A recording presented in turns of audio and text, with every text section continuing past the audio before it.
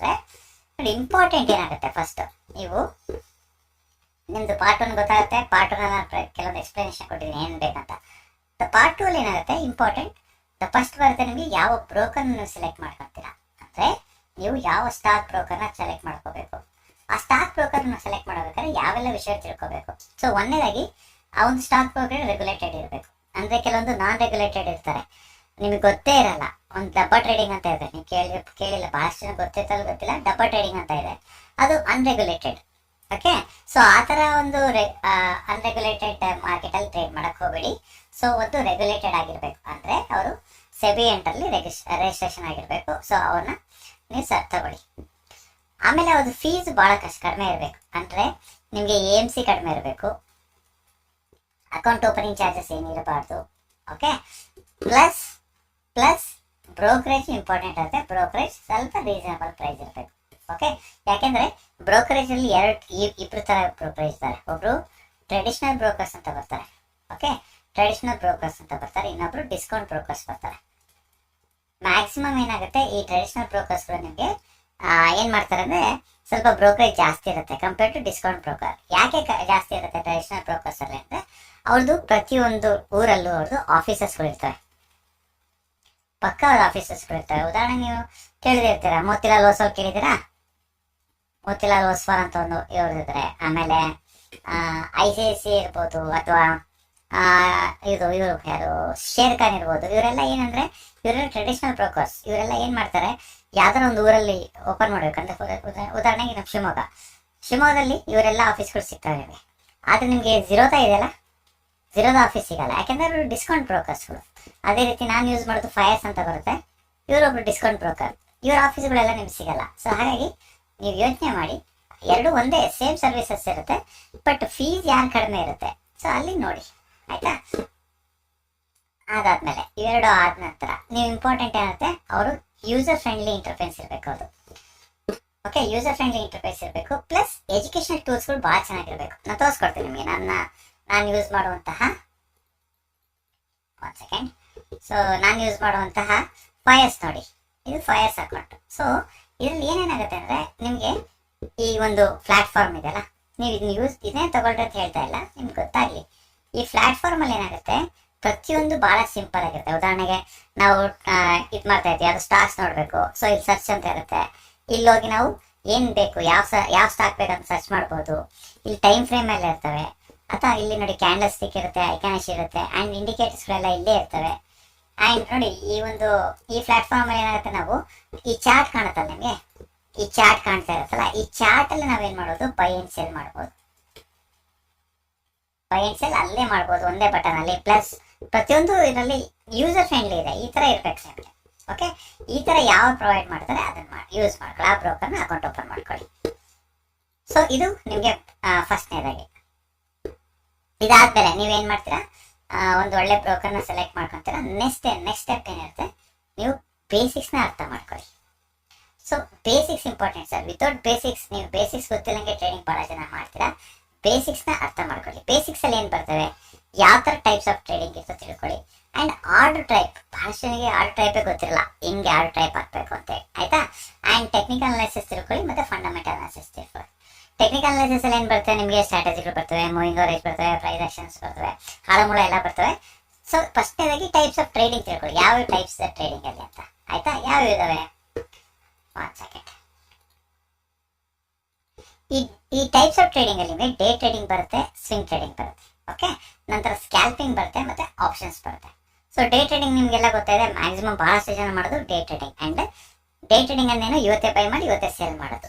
Swing trading ಅಂದ್ರೆ ಏನು, ಇವತ್ತು ಬೈ ಮಾಡಿ ನಿಮ್ಗೆ ಯಾವಾಗ ಪ್ರಾಫಿಟ್ ಆಗುತ್ತೆ ಅವಾಗ ಎಕ್ಸಿಟ್ ಮಾಡೋದು. ಅಂದ್ರೆ ಒಂದ್ ದಿವಸ ಇಟ್ಕೋಬಹುದು, 2 ದಿವಸ, ಒಂದು ವಾರ, ಇದಕ್ಕೇನು ಟೈಮ್ ಫ್ರೀಡ್ ಇರಲ್ಲ. ಬಟ್ ಡೇ ಟ್ರೇಡಿಂಗ್ ಅಲ್ಲಿ, ಇಂಟರ್ಡೇನಲ್ಲಿ ಇವತ್ತು ಬೈ ಮಾಡ್ತಾರೆ, ಸಂಜೆ ನೀವು ಕ್ಲೋಸ್ ಮಾಡಲೇಬೇಕಾಗಿರುತ್ತೆ. ಓಕೆ, ಇವೆರಡು ಇರುತ್ತೆ. ನಂತರ ಸ್ಕ್ಯಾಲ್ಪಿಂಗ್ ಅಂತ ಬರುತ್ತೆ. ಸ್ಕ್ಯಾಲ್ಪಿಂಗ್ ಅಂದ್ರೆ ಏನು ಗೊತ್ತಾ, ಈ ಸ್ಕ್ಯಾಲ್ಪರ್ಸ್ಗಳು ಅಂತ ಬರ್ತಾರೆ. ಏನ್ ಸ್ಕ್ಯಾಲ್ಪರ್ಸ್ಗಳು ಅಂದ್ರೆ ಇವರು ಬಹಳಷ್ಟು ಒಂದು ಮಿನಿಟ್ ಟೈಮ್ ಫ್ರೇಮ್ ಯೂಸ್ ಮಾಡ್ತಿರ್ತಾರೆ. ಓಕೆ, ಪ್ಲಸ್ ಏನ್ ಮಾಡ್ತಿರ್ತಾರೆ, ನಂಬರ್ ಆಫ್ ಆರ್ಡರ್ ಜಾಸ್ತಿ ಆಗ್ತಿರ್ತಾರೆ, ಒಂದು 20 ಆರ್ಡರ್ 30 ಆರ್ಡರ್ ಆಗ್ತಿರ್ತಾರೆ. ಸ್ಮಾಲ್ ಪ್ರಾಫಿಟ್ ನ ಇವ್ರು ಕ್ಯಾಶ್ ಮಾಡ್ತಾ ಇರ್ತಾರೆ, ಸ್ಮಾಲ್ ಪ್ರಾಫಿಟ್ ಕೊಡ್ತಿರ್ತಾರೆ, ಮತ್ತೆ ಸ್ಮಾಲ್ ಲಾಸ್ ನ ಫೇಸ್ ಮಾಡ್ತಿರ್ತಾರೆ. ನಂತರ ನಿಮ್ಗೆ ಗೊತ್ತು ಆಪ್ಷನ್ಸ್ ಗೊತ್ತಿದೆ. ಆಪ್ಷನ್ಸ್ ಅಲ್ಲಿ ಏನು ಕಾಲ್ ಆಪ್ಷನ್ಸ್ ಬರುತ್ತೆ, ಪುಟ್ ಆಪ್ಷನ್ಸ್ ಬರುತ್ತೆ. ಕಾಲ್ ಆಪ್ಷನ್ ಬೈಯಿಂಗು ಮಾಡ್ತೀವಿ, ಕಾಲ್ ಆಪ್ಷನ್ ಸೆಲ್ಲಿಂಗು ಮಾಡ್ತೀವಿ, ಪುಟ್ option buying and put option selling ಇವೆಲ್ಲ ಇರ್ತವೆ. ಇವನ್ನೆಲ್ಲ ತಿಳ್ಕೊಳ್ಳಿ. ಇಷ್ಟೇ ಬೇಸಿಕ್. ಫಸ್ಟ್ ಇವನ್ನೆಲ್ಲ ತಿಳ್ಕೊಳ್ಳಿ. ಇವೆಲ್ಲ ಯೂಟ್ಯೂಬಲ್ಲೇ ಸಿಗ್ತವೆ ಫ್ರೀಯಾಗಿ. ನನ್ನ ಚಾನಲ್ ನಾನು ಹೇಳ್ಕೊಡ್ತೀನಿ. ಇದಕ್ಕೆ ಯಾವುದು ಕೋರ್ಸ್ ತಗೊಳ್ಳೋ ಅವಶ್ಯಕತೆ ಇರಲ್ಲ ನಿಮಗೆ. ನಂತರ ಬರುತ್ತೆ ಇಂಪಾರ್ಟೆಂಟ್ ಆರ್ಡರ್ ಟೈಪ್ ಬರುತ್ತೆ ಸರ್. ಸೊ ಆರ್ಡರ್ ಟೈಪಲ್ಲಿ ನಿಮ್ಗೆ ಯಾವ ಥರ ಬರುತ್ತೆ ಅಂದರೆ, ಒಂದು ಮಾರ್ಕೆಟ್ ಆರ್ಡರ್ ಅಂತ ಬರುತ್ತೆ ಸರ್, ಇನ್ನೊಂದು ಲಿಮಿಟ್ ಆರ್ಡರ್ ಬರುತ್ತೆ, ಒಂದು ಸ್ಟಾಪ್ ಲಾಸ್ ಆರ್ಡರ್ ಅಂತ ಬರುತ್ತೆ, ಇನ್ನೊಂದು ಬಾಸ್ಕೆಟ್ ಆರ್ಡರ್ ಬರುತ್ತೆ. ತೋರಿಸ್ಕೊಡ್ತೀನಿ ಇವೆಲ್ಲ ಏನಂತ. ಸೊ ಒಂದನೇದಾಗಿ ಮಾರ್ಕೆಟ್ ಆರ್ಡರ್ ಅಂತ ಏನು? ಸೊ ಮಾರ್ಕೆಟ್ ಆರ್ಡರ್ ಅಂದರೆ ಒಂದು ಸೆಕೆಂಡ್. ಒಂದನೇದಾಗಿ ಮಾರ್ಕೆಟ್ ಆರ್ಡರ್, ಉದಾಹರಣೆಗೆ ಈಗ ಲೈವ್ ಮಾರ್ಕೆಟ್ ಅಂತ ತೋರಿಸ್ಕೊಡ್ತೀನಿ. ನಾನು ವಿಡಿಯೋ ಮಾಡ್ತಿರೋದು. ಸೊ ಈ ಲೈವ್ ಮಾರ್ಕೆಟ್ ಅಂದ್ರೆ ಏನಿರುತ್ತೆ, ಕ್ರೂಡ್ ಆಯಿಲ್ ಓಪನ್ ಇರುತ್ತೆ, ಆಯ್ತಾ? So crude oil chart open ಮಾಡ್ಕೊಳ್ಳಿ. ಒಂದು ಸೆಕೆಂಡ್, ಸಾರಿ. ಸೊ ಇದು ಈಸಿ ನಿಮಗೆ. ನೀವು ಬೇರೆ ಕಡೆ ಎಲ್ಲ ಇದು ಯೂಸ್ ಮಾಡ್ತಿರಲ್ಲ, ಏನು ಪ್ಲಾಟ್ಫಾರ್ಮ್ ಅಷ್ಟು ಯೂಸರ್ ಫ್ರೆಂಡ್ಲಿ ಇರಲ್ಲ, ಬಟ್ ಭಾಳ ಯೂಸರ್ ಫ್ರೆಂಡ್ಲಿ ಇದೆ. ಸೊ ಒಂದನೇದಾಗಿ ಮಾರ್ಕೆಟ್ ಆರ್ಡರ್ ಅಂದ್ರೆ ಏನು ತಿಳ್ಕೊಳ್ಳಿ. ಸೊ ಮಾರ್ಕೆಟ್ ಆರ್ಡರ್ ಅಂದ್ರೆ ಏನು?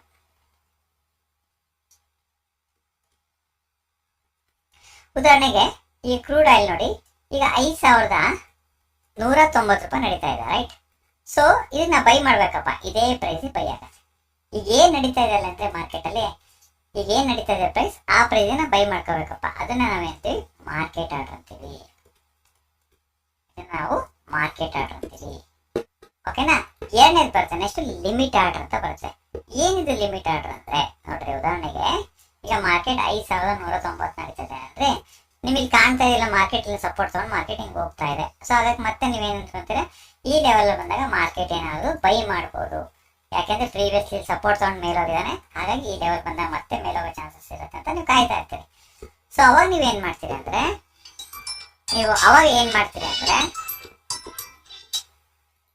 ಇಲ್ಲಿಗೆ ನೋಡಿ 5,165 ಬಂದ ಬೈ ಮಾಡ್ಬೇಕಪ್ಪ. ಸೊ ನಾನು ಏನ್ ಮಾಡ್ತೀನಿ ನೋಡಿ, ಬೈ. ಇಲ್ಲಿ ಲಿಮಿಟ್ ಆರ್ಡರ್ ಬರುತ್ತೆ, ಇದನ್ನ ಪ್ರೆಸ್ ಮಾಡ್ತೀನಿ ನೋಡಿ. ಇಲ್ಲ ಆರ್ಡರ್ ಆಗ್ತಾ ಕಾಣ್ತಾ ಇದೆ. ಈಗ ಈ ಲೈವ್ ಅಲ್ಲಿ ನಿಮ್ಗೆ ಕಾಣ್ತಾ ಇರ್ಬೇಕು ನೋಡಿ, ಕಾಣ್ತಾ ಇದೆ ನಿಮಗೆ ನೋಡಿ. ಇಲ್ಲಿ ನನಗೆ ಈ ಪ್ರೈಸ್ ಅಲ್ಲಿ ಬಂದಾಗ ಮಾರ್ಕೆಟ್ ಬೈ ಆಗ್ಲಿ, ಸೊ ಹಾಗಾಗಿ ನಾನು ಏನ್ ಮಾಡಿದೆ, ಒಂದು ಲಿಮಿಟ್ ಆರ್ಡರ್ ಪ್ರೈಸ್ ಬೈ ಮಾಡಿದೆ. ಇದು ಲಿಮಿಟ್ ಆರ್ಡರ್. ಓಕೆ? ಏನು ಮಾರ್ಕೆಟ್ ಈಗ 5,190 ನಡೀತಾ ಇದೆ, ನನಗೆ 5,165 ಬಂದಾಗ ನಾನು ಬೈ ಆಗ್ಲಿ ಅನ್ನೋದನ್ನ ಲಿಮಿಟ್ ಆರ್ಡರ್ ಅಂತೀವಿ. ಓಕೆ? ಸೊ ನೆಕ್ಸ್ಟ್ ಆರ್ಡರ್ ಬರುತ್ತೆ. ನೆಕ್ಸ್ಟ್ ಆರ್ಡರ್ ಕ್ಯಾನ್ಸಲ್ ಮಾಡ್ತೀನಿ ನೋಡಿ. ಓಕೆ, ನೆಕ್ಸ್ಟ್ ಆರ್ಡರ್ ಏನ್ ಬರುತ್ತೆ ಅಂದ್ರೆ, ನಿಮ್ಗೆ ಅನ್ಸುತ್ತೆ ಮಾರ್ಕೆಟ್ ಇಲ್ಲೊಂದು ಹೈ ಮಾಡಿದ್ದಾನೆ, ಇದ್ರ ಮೇಲ್ ಹೋದಾಗ ಬೈ ಆಗ್ಲಿ. ಈಗ ಮಾರ್ಕೆಟ್ ಈಗ 5,190 ನಡೀತಿದ್ದಾನೆ, ಬಟ್ ನನಗೆ ಇಲ್ಲೆಲ್ಲೂ ಬೇಡಪ್ಪ, ಇಲ್ಲಿ ಹೈ ಮಾಡಿದ್ದಾನೆ, ಇದು ಬ್ರೇಕ್ಔಟ್ ಆದಾಗ ನನಗೆ ಬೈ ಆಗ್ಲಿ ಅನ್ನೋರು ಏನ್ ಮಾಡ್ತಾರೆ, 5,225 ಬೈ ಆಗ್ಲಿ ಅನ್ನೋದು ಹಾಕಿ ಬಿಟ್ಬಿಡ್ತಾರೆ. ಓಕೆ? ಸೊ ಅದನ್ನ ನಾವೇನು ಅಂತೀವಿ, ಸ್ಟಾಪ್ ಲಿಮಿಟ್ ಆರ್ಡರ್ ಅಂತೀವಿ. ನೋಡಿ ತೋರಿಸಿ, ಬೈ 5,226. ಇಲ್ಲಿ 2 ತರ ಬರುತ್ತೆ ಇದರಲ್ಲಿ. ಟ್ರಿಗರು ನನಗೆ 5,226 ಟ್ರಿಗರ್ ಹಾಕ್ಬೇಕು, 5,230 ಇವೆರಡು ಮತ್ತೆ ಹಾಕ್ಬೇಕು ಅಂದ್ರೆ ನಾವು ಹಾಕ್ಬೋದು. ಇಲ್ಲಿ ಮಾರ್ಕೆಟ್ ಪ್ರೈಸ್ ಬಲ್ಲಿ ನಾವೇನ್ ಮಾಡ್ತೀವಿ ಅಂದ್ರೆ, ಆ ಮಾರ್ಕೆಟ್ ಪ್ರೈಸ್ ಇದ್ದು ಇನ್ನೊಂದು ಪ್ರೈಸ್ ಕೊಡ್ತೀವಿ, 5,230. ಸೊ ನೋಡಿ, ಆರ್ಡರ್ ಪ್ಲೇಸ್ ಮಾಡ್ತೀನಿ. ಸೊ ಇದು ಆರ್ಡರ್ ಬಿತ್ತು, ಕಾಣ್ತಿದೆ ನಿಮಗೆ? ತೋರಿಸಿ ನೋಡಿ, ಇಲ್ಲಿ ನಾನು ಬೈ ಸ್ಟಾಪ್ ಲಿಮಿಟ್ ಆರ್ಡರ್ ಹಾಕಿನಿ. ಮಾರ್ಕೆಟ್ ಈ ಪ್ರೈಸ್ ಬಂದ್ರೆ ಮಾತ್ರ ಬೈ ಆಗ್ಬೇಕು, ಅಲ್ಲಿ ಬಲ್ಲದೆ ಬೈ ಆಗೋದೇ ಇಲ್ಲ. ಓಕೆ? ಸೊ ಇದನ್ನ ಬೈ ಆರ್ಡರ್, ಈ ತರ ನಾವು ಆರ್ಡರ್ ಹಾಕ್ತೀವಿ. ಇನ್ನೊಂದು ಆರ್ಡರ್ ಬರುತ್ತೆ ಬಾಸ್ಕೆಟ್ ಆರ್ಡರ್ ಅಂತ ಬರುತ್ತೆ.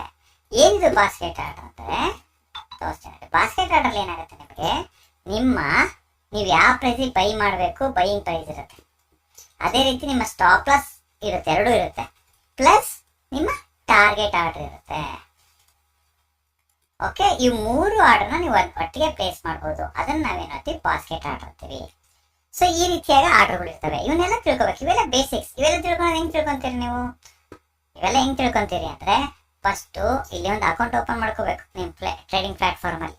ನಂತರ ಏನ್ ಮಾಡಬೇಕು, ಇಕ್ವಿಟಿ ಮಾರ್ಕೆಟ್ ಅಲ್ಲಿ ಒಂದು ಕ್ವಾಂಟಿಟಿ, ಕೇವಲ ಒಂದು ಕ್ವಾಂಟಿಟಿನ, ಈಗ ನಾನು ಏನೇನು ಹೇಳ್ದಲ್ಲ, ಮಾರ್ಕೆಟ್ ಆರ್ಡರ್ ಹಾಕೊಂಡು ಬೈ ಮಾಡಬೇಕು, ಆಮೇಲೆ ಲಿಮಿಟ್ ಆರ್ಡರ್ ಹಾಕೊಂಡು ಬೈ ಮಾಡ್ಕೋಬೇಕು, ಆಮೇಲೆ stop loss SL by order ಬರುತ್ತೆ, ಸ್ಟಾಪ್ ಲಿಮಿಟ್ ಆರ್ಡರ್ ಅಂತ ಬರುತ್ತೆ, ಅದನ್ನ ಹಾಕೊಂಡು ಬೈ ಮಾಡ್ಕೋಬೇಕು. ಇವೆಲ್ಲ ಹಾಕೊಂಡಾದ್ಮೇಲೆ ನೀವು ಆರ್ಡರ್ ಮಾಡಿಫೈ ಮಾಡೋದಾಗಲಿ, ಪ್ರಾಫಿಟ್ ಅಂಡ್ ಲಾಸ್ ನೋಡೋದಾಗಲಿ ನೋಡ್ತಾ ಇರಬೇಕು. ಸೊ ಸ್ಟಾರ್ಟಿಂಗ್ ಹೇಳ್ತೀನಲ್ಲ, ಸ್ಟಾರ್ಟಿಂಗ್ ಒಂದು ಇವೆಲ್ಲ ಕಲಿಯೋವರೆಗೂ ನಿಮಗೆ ಒಂದು 5,000 ಲಾಸ್ ಮಾಡ್ಕೋಬೋದು ಸರ್. ಓಕೆ, ಈ 5,000ದಲ್ಲಿ ನೀವೇನು ಮಾಡ್ತೀರಾ ಅಂದರೆ 50,000 ರೂಪಾಯಿ ಬೆಲೆ ಬಾಳುವಂತಹ ಇನ್ಫಾರ್ಮೇಷನ್ನ ಕಲ್ಕೊಂಡು ಹೋಗ್ತೀರಾ. ಸೊ ಹಾಗಾಗಿ ನೀವೇ ಯೋಚನೆ ಮಾಡಿ, ನೀವು 50,000 ಫಸ್ಟೇ ಇನ್ವೆಸ್ಟ್ಮೆಂಟ್ ಮಾಡಿ ಎಲ್ಲ ಕಲಿತುಕೊಳ್ಳುತ್ತೀರೋ ಅಥವಾ 5,000 ಹಾಕಿ ಕಲಿತ್ಕೊಳ್ತೀರೋ ನೀವೇ ಡಿಸೈಡ್ ಮಾಡಿ ನನಗೆ ಕಾಮೆಂಟ್ ಬಾಕ್ಸ್ ಕಾಮೆಂಟ್ ಮಾಡಿ. ಓಕೆನಾ? ಸೊ ಯೋಚನೆ ಮಾಡಿ, 5,000 ತಗೊಂಡು ನೀವೆಲ್ಲ ಕಲಿಯೋದು ಬೆಟರ್ ಅನ್ಸುತ್ತೆ. ನನಗೆ 50,000 ಲಾಸ್ ಮಾಡ್ಕೊಂಡು ಹೆಂಗೆ ಮಾಡಕ್ಕೆ ಹೋಗ್ತೀರಾ, ರೈಟ್? ಸೊ ಇವೆಲ್ಲ ನಿಮಗೆ ಪಾರ್ಟ್ 2 ಅಲ್ಲಿ ಬರುತ್ತೆ. ಸೊ ಪಾರ್ಟ್ 3 ಮತ್ತೆ ಹೇಳ್ಕೊಡ್ತೀನಿ. ಪಾರ್ಟ್ 3 ಕೆಲವೊಂದು ಇನ್ಫಾರ್ಮೇಶನ್ ಕೊಡ್ತೇನೆ. ಸೊ ಈ ಸೀರೀಸ್ ನಿಮ್ಗೆ ಕಂಟಿನ್ಯೂ ಆಗ್ತಾ ಇರುತ್ತೆ. ಇವೆಲ್ಲ ಬೇಸಿಕ್ ವಿಡಿಯೋ, ಇವನ್ನೆಲ್ಲ ನಿಮಗೆ ಕ್ಲಾಸಸ್ಗಳಲ್ಲಿ ಹೇಳ್ಕೊಡ್ತಾರೆ. ಸೊ ಕ್ಲಾಸಸ್ಸಲ್ಲಿ ಬೇಡ, ಇದನ್ನೇ ನೋಡಿ ಅಬ್ಸರ್ವ್ ಮಾಡ್ಕೊಳ್ಳಿ. ಇವೆಲ್ಲ ನಿಮಗೆ ಈ ಮಾರ್ಕೆಟ್ ಆರ್ಡರ್ ಆಗಿರ್ಬೋದು ಅಥವಾ ಲಿಮಿಟ್ ಆರ್ಡರ್ ಆಗಿರ್ಬೋದು ಅಥವಾ ಸ್ಟಾಪ್ ಲಾಸ್ ಆರ್ಡರ್ ಅಥವಾ ಬಾಸ್ಕೆಟ್ ಆರ್ಡರ್, ಇವೆಲ್ಲ ಲೈವ್ ಮಾರ್ಕೆಟಲ್ಲಿ ನಾನು ತೋರಿಸ್ತೀನಿ. Don't worry. ಓಕೆನಾ? ಓಕೆ.